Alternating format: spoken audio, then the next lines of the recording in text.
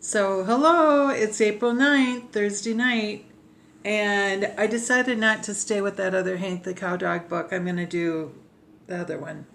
So, here we go, Chapter 1. It's called The End of the World. It's me again, Hank the Cowdog. One morning around 10 o'clock, Drover brought me some incredible news. He said the world was coming to an end. I had gotten in from work around daylight, washed up in the septic tank, and hit my gunny sack just as the sun peeked over the big cottonwood tree down by the creek. It'd been a slow night, but still I was bushed. Must have been the accumulation of long nights.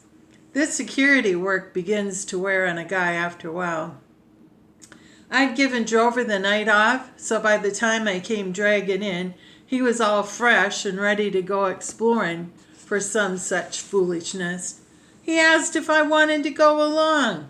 No, sir, I certainly don't, and here's the rest of it. I plan to be sound asleep when the mailman comes by.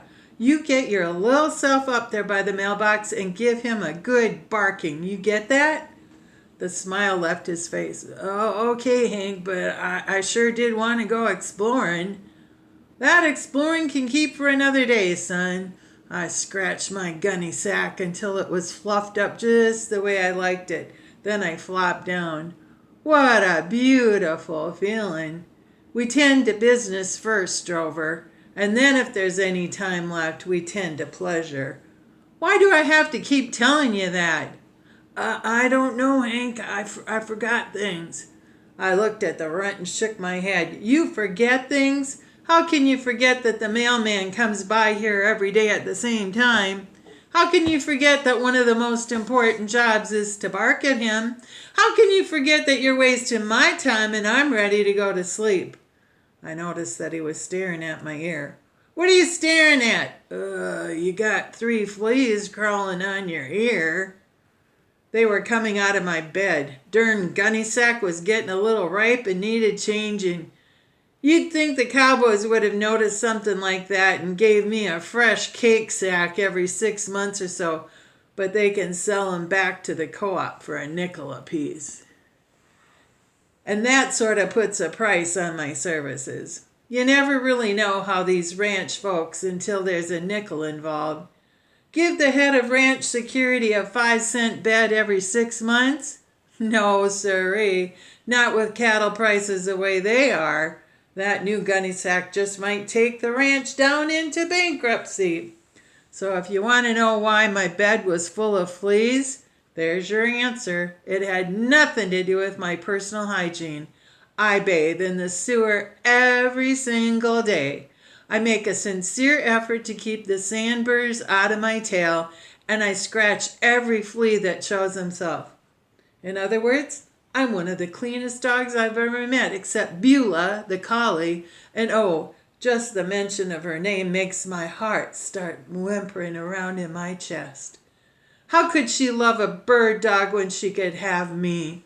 What did Plato have that I didn't have? I'll answer that question. Plato was so homely, so pitiful, so incompetent that Beulah felt sorry for him. That's all I could figure. I mean, in a contest of looks, brains, courage, brute strengthening, or anything else you'd want to mention, Plato came in dead last. How'd I get started on Beulah?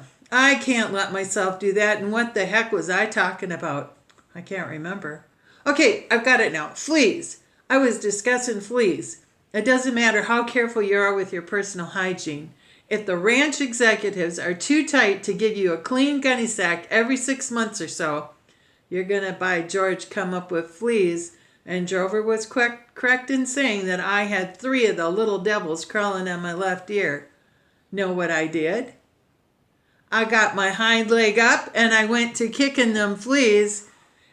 Those little fellers, I wouldn't want to be a flea in that situation because my hind leg was very powerful and my claws are just death on fleas. I think you got 'em, said Drover. I hope that they don't get into my bed. Son, when this dog takes after a flea, it needs more than a bed. It needs a cemetery, and that goes for larger animals too. Now I'm going to sleep. Tell me what your assignment is. He twisted his mouth around and squinted one eye. Let's see. Mailman, mailman, mailman, mailman. Bark! Bark, he shook his head. Bark at, bark at, bark at. Mailman, bark. Bark at the mailman. Very good, Drover. Now keep saying that to yourself and run up to the road before you forget. Okay, Hank, bark at the mailman. He started off but stopped. Hank, how come we bark at the mailman? I stared at him. Are you asking why we bark at the mailman? Yeah, if he brings the mail, how come we bark at him? Holy cats, Drover, at your age you're still asking questions like that? Son, if you don't know the answer by this time, it wouldn't do any good for me to tell you. Now go on before I lose my temper. Okay, Hank, bark at the mailman, bark at the mailman. And off he went to the mailbox. I settled into my gunny sack and released my grip on the world. But you know what? I couldn't fall asleep for a long time. I kept asking myself, why do we bark at the mailman? If you look at it in a certain light, it really doesn't make much sense. As far back as I can remember, no mailman has ever killed a chicken, robbed a nest, broke into a sack of feed, or done anything worse than deliver the mail. But that right there is one of the primary dangers of having an active, superior type of intelligence. On the one hand, it's necessary for security work, and on the other hand, it can come up with foolish questions. Ma used to say that back at the beginning of time, God built 1,000 questions but only 250 answers. So there you are. Why do we bark at the mailman? Because by George, cow dogs have always barked at the mailman and they always will. And with that out of the way, I went to sleep. It was wonderful, delicious. Geez, I've loved sleep. Nothing gives me more pleasure than to lie there with my paws in the air and have dreams that make me twitch. I don't know what it is that makes twitching dreams special, but they're the very best kind. So there I was, twitching and rolling my eyes and at peace with the world, dreaming of fresh bloody bones and wild Beulah, when all at once I heard a high-pitched squeal. Hank, oh Hank, it's awful, wake up, I'm so scared I can't stand it, wake up. One eye popped open, it was a short-haired, stub-tailed white dog, and he was thumping up and down. I said, what? My other eye slid open. These are my flesh, bloody bones, and next week's an entirely different matter. He twisted his head and looked at me. What are you talking about, Hank? I pushed myself up and staggered over against the gas tank. My head began to clear. What's the meaning of this? The meaning of what, Hank? The meaning of, I don't know, whatever it is you're talking about. You mean bloody bones?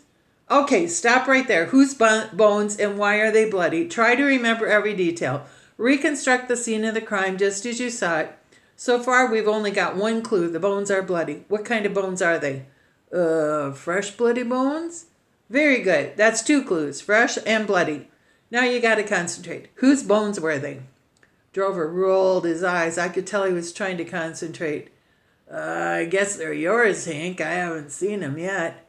What are you talking about? Well, I'm not sure. Then what's the meaning of this conversation? Why am I standing here? I don't know, Hank. Maybe you better sit down. I sat down and took a deep breath. Drover, I was asleep and you woke me up. Why'd you wake me up? Oh, Hank, I just heard the awful news and thought you ought to know. What awful news? The little mutt was shivering all over by this time. Oh, Hank, the world's going to come to an end tomorrow at 3 o'clock. Huh? The world? 3 o'clock? That's impossible. Oh, it's true. I know it's true. Oh, I'm scared, Hank. This has never happened to me before. Just then Sally Mae came out of the house, jumped into her car, and went roaring out of the driveway, throwing up gravel and dust. She turned to the left of the country road and headed west toward town. Drover's eyes got as big as plates. There, you see it? She must have heard the news. Well, this was, shall we say, shocking. We didn't have much time to prepare. Furthermore, how do you prepare for the end of the world? As I was sifting through the various options, I heard a commotion up around the house. It was Pete, the barn cat. He was jumping up in the air and rolling around on the ground and yowling, and it appeared that he'd taken the fits. Come on, Drover, we'd better check this out. We ran up the hill. Something terrible was happening on the ranch, and I had to find out what it was. And what is it? That's the end of chapter 1. You have to wait until tomorrow to find out what it is. What is Sally Mae going away from? What did Drover hear? Stay tuned for part 2, chapter 2. Good night. Toodles.